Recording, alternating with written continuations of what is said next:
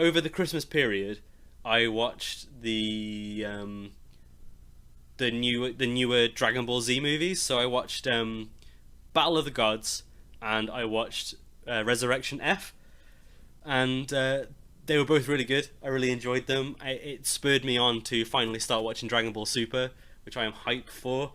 I'm not very far into it at the moment. I am, what am I on, episode 17, and obviously I've skipped the Battle of the Gods stuff. So I'm watching like the filler stuff between Battle of the Gods and Resurrection F, and then I'll just skip the Resurrection F arc in on Crunchyroll. But as far as the films go, I really enjoyed Battle of the Gods. It wasn't what I was expecting at all. Like, it was a Dragon Ball Z movie, so I was expecting just like fighting for an hour, and it really wasn't that. It was more it was like 40 minutes of build up followed by a 20-minute fight. But the build up was so like classic Dragon Ball, and it was like genuinely funny, and I really enjoyed that, and the fight felt like a good payoff to that. Whereas on the flip side, I didn't like Resurrection F that much.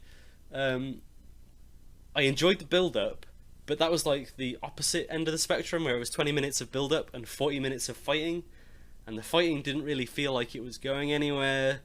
There was like, I guess it's one of those things where it's kind of reached a point now where like Goku and Vegeta are both so strong. At least at that point, I don't know anything about Super at the point that it's at the moment. I know there's like, they're fighting like other destroyers and there's a big tournament and stuff, but and like Goku Black is a thing.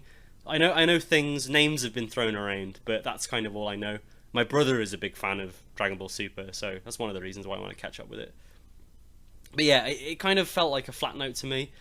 The other thing that I didn't like was they premiered Super Saiyan God Super Saiyan without really explaining it. They were just like, Goku was just like, oh yeah, Frieza, check this out, I've got a new form, yeah? I'm blue! And then Frieza's like, what? How are you blue? And Goku's like, I don't fucking know. Super Saiyan God Super Saiyan is a thing. So the next arc should start with Goku using Super Saiyan God Super Saiyan 3 Ultra Instinct Kaioken times 20. I want it to happen. And you say that as a joke, but it will probably happen. Super Saiyan God Super Saiyan is a thing. Like, this thing happens where Goku goes Super Saiyan God in Battle of the Gods, and that's all explained, and he does the thing, it's all like, oh, I'm really powerful, I've got the power of a god. And then, like, during the fight, he sort of absorbs that power into himself, so he turns back to normal, but he's still got the power of a god latent inside of him. And then, apparently, if he uses that power and turns Super Saiyan, he turns blue. And that's Super Saiyan God Super Saiyan. And that's, like, how I've explained it there is pretty much how Goku explains it in the film. And then they cap that off by going, oh yeah, by the way, Vegeta can do it as well. It's so dumb.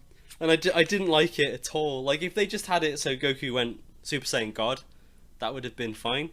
Because you can kind of jump on the canon of the movies. Like, I understand that it's because it's like explained in the show, and obviously there'd be a gap there for people who haven't watched the show, but I don't know, it just felt a bit, I was just like, what? What is this? What's going on?